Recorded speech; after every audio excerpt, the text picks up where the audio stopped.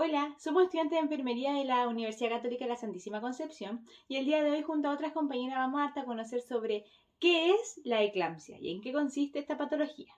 Si nos preguntamos qué es la eclampsia, esta consiste en una complicación poco frecuente pero que se considera grave de la preeclampsia, la cual se presenta en la segunda mitad del embarazo. Para ello es muy importante conocer qué es la preeclampsia. Esta es un trastorno del embarazo en que la mujer embarazada presenta una presión arterial elevada, teniendo en consideración cierto el rango normal de esta, y a su vez hay presencia de proteínas en la orina.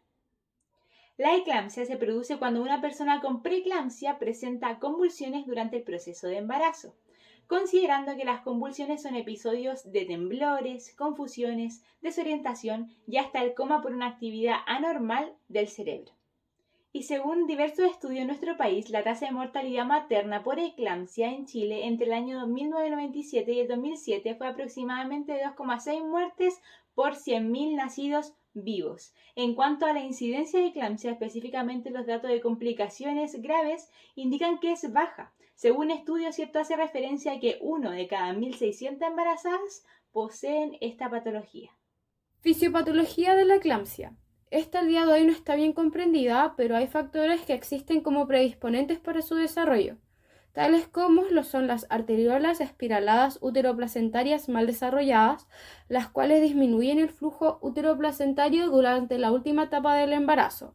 Estas anomalías pueden ser genéticas e inmunitarias, así como la isquemia o el infarto placentario. Alteraciones presentes en la eclampsia. La alteración principal la vamos a ver en la barrera hematoencefálica y en el fallo de la autorregulación. La permeabilidad de la barrera hematoencefálica puede aumentar debido a la circulación del factor de crecimiento endotelial vascular y del factor de crecimiento placentario. Ambos marcadores van a aumentar de una forma significativa en la circulación materna. La barrera hematoencefálica se va a alterar, por ende los vasos sanguíneos se van a dilatar con mayor permeabilidad y se va a producir un edema cerebral, lo que puede provocar isquemia y encefalopatía. Por lo anterior es que en la eclampsia existe una respuesta a la cual es deficiente al flujo sanguíneo cerebral anormal en el contexto de hipertensión extrema. Con el aumento de esta presión arterial, la autorregulación cerebral va a fallar, lo que va a resultar en regiones cerebrales como isquemia y microhemorragias.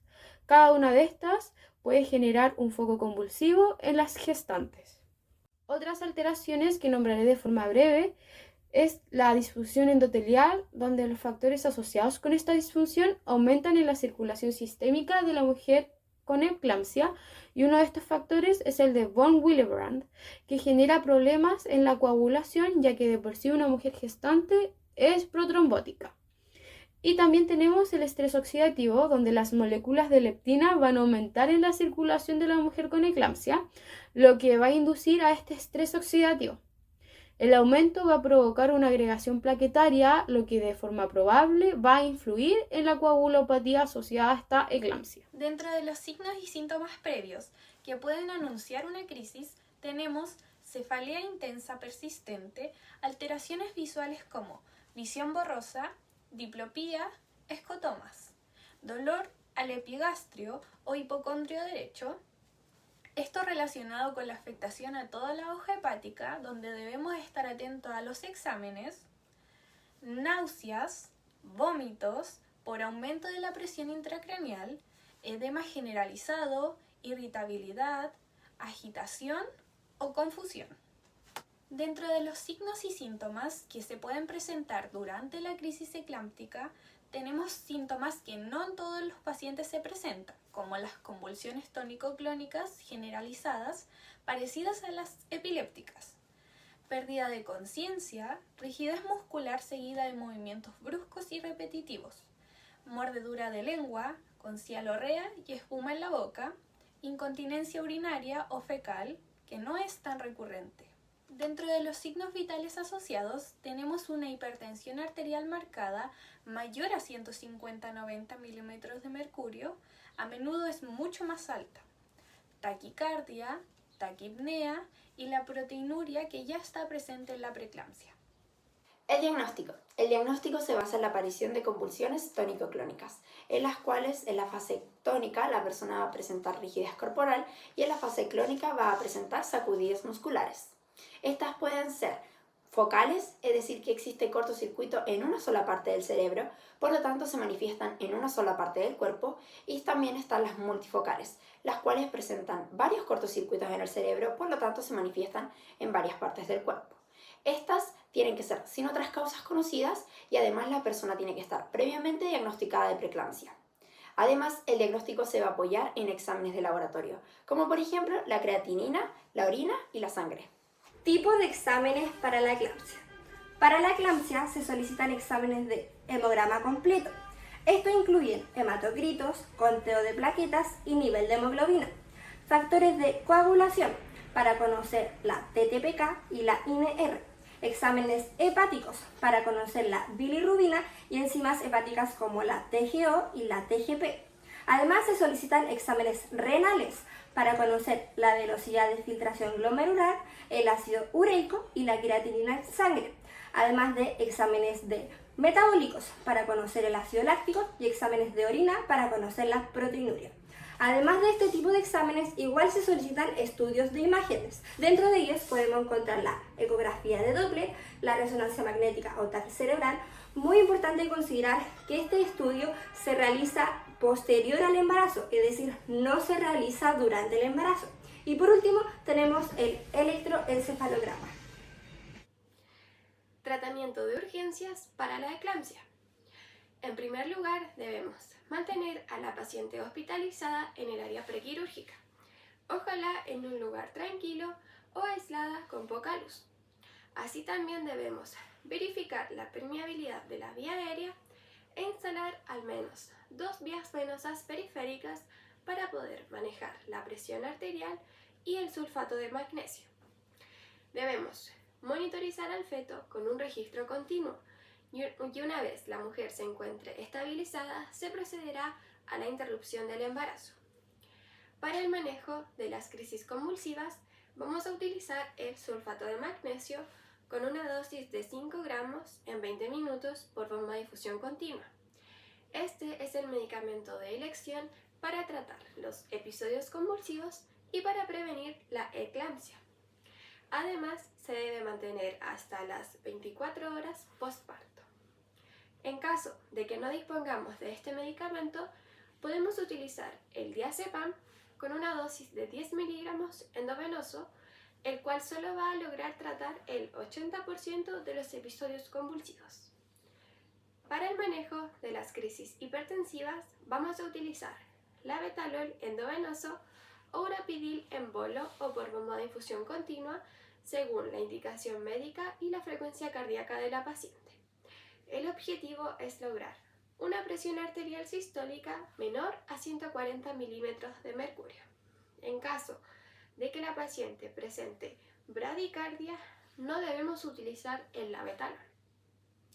Cabe recalcar que además se deben utilizar los antihipertensivos seguros para el embarazo, según la indicación médica, pueden ser vía oral o endovenoso. Un ejemplo de estos pueden ser la metildopa o el nifedipino. Para continuar con el tratamiento, tenemos la evaluación hemodinámica y ácido base, que va a consistir en la monitorización de signos como por ejemplo la frecuencia cardíaca, la presión arterial y la presión venosa central, así como también la diuresis, el control de gases en sangre arteriales y por supuesto la observación de signos de insuficiencia cardíaca.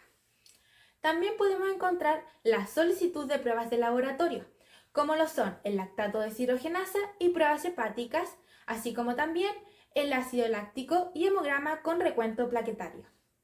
Dentro de la evaluación neurológica, podemos encontrar la evaluación de pares craneales, así como también la evaluación de niveles de conciencia y la presencia de paresias y hemiplegias. Tenemos 2 exámenes muy importantes, el cuales son la punción lumbar, que nos va a permitir poder realizar un descarte de meningitis, y el TAC de cerebro, que nos va a permitir poder confirmar o descartar la presencia de una hemorragia subaracnoidea. Dentro de otras intervenciones tenemos sugerir una línea arterial, la cual es muy importante ya que nos va a permitir tomar una toma de presión arterial mucho más exacta. En relación a la interrupción del embarazo, esta no debe ser realizada de emergencia, sino que más bien debe ser realizada una vez finalizado el cuadro convulsivo.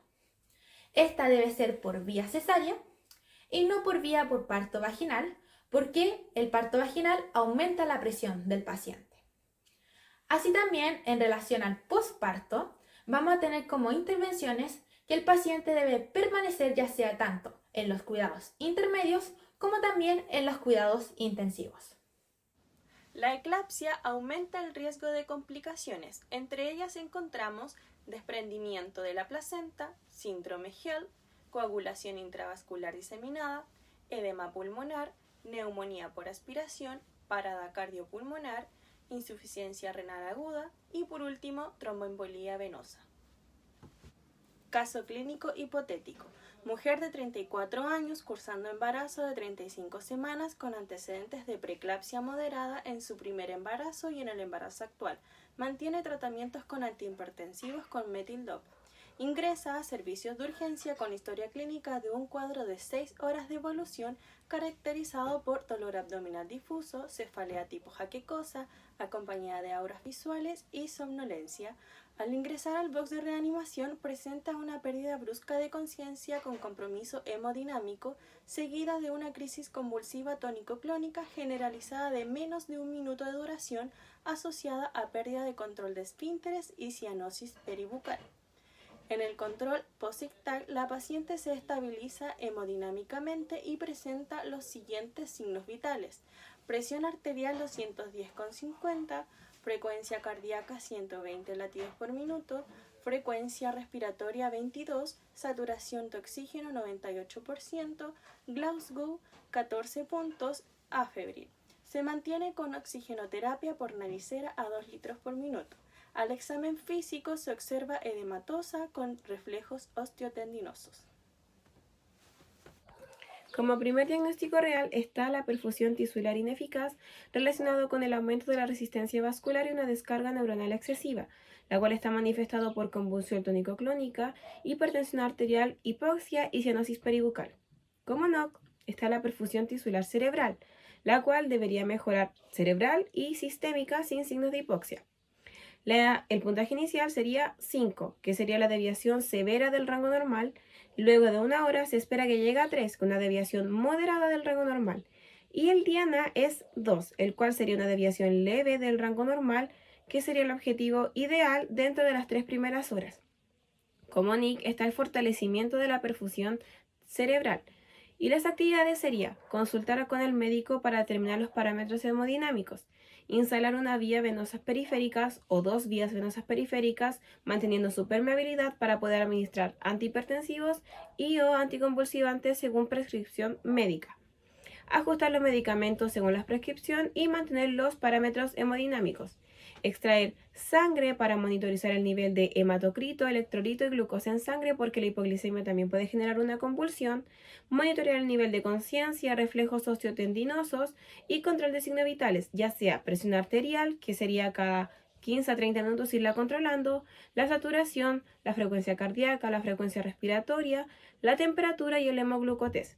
Sugerir instalación de línea arterial, disminuir estímulos ambientales y a la vez tener una contención hacia la madre si es que lo requiere, posicionar a la madre de cúbito lateral para optimizar el flujo útero-placentario y administrar oxígeno suplementario si es que se requiere. Y en la evaluación es que la perfusión cerebral mejoró de una desviación severa a una desviación leve, que en 2 a 3 días aproximadamente. Tenemos el siguiente diagnóstico de riesgo, el cual se denomina riesgo del deterioro de la diada materno-fetal relacionado con la alteración de la perfusión útero-placentaria. Como NOC se estableció el estado fetal, en donde se espera que el usuario mantenga niveles de presión arterial dentro de límites aceptables y que además no tenga alteraciones en el nivel de saturometría ni en el nivel de conciencia. Dentro de la intervención está la monitorización no invasiva, donde se supervisa la presión arterial, la frecuencia cardíaca y además la frecuencia respiratoria, y adicionalmente mediremos los niveles de glucosa capilar. En segundo lugar tenemos la valoración continua del nivel de conciencia. Y además seguimos con la monitorización fetal, en donde la cual supervisa los latidos cardiofetales. También mantendremos la optimización de la perfusión útero-placentaria, en donde se posicionará a la usuaria de cúbito lateral izquierdo de forma de que se pueda optimizar el flujo útero-placentario y además administrar oxígeno suplementario según requerimiento. También es importante instalar 2 vías venosas periféricas, vigilar también alguna variación o alteración de la presión arterial y además de administrar medicamentos antihipertensivos ya sea vía oral o endovenosa según indicación médica. También no está de más decir la instalación de la sonda vesical. Y finalmente educaremos a los usuarios sobre la importancia de la disminución de los movimientos fetales. Estas son nuestras referencias.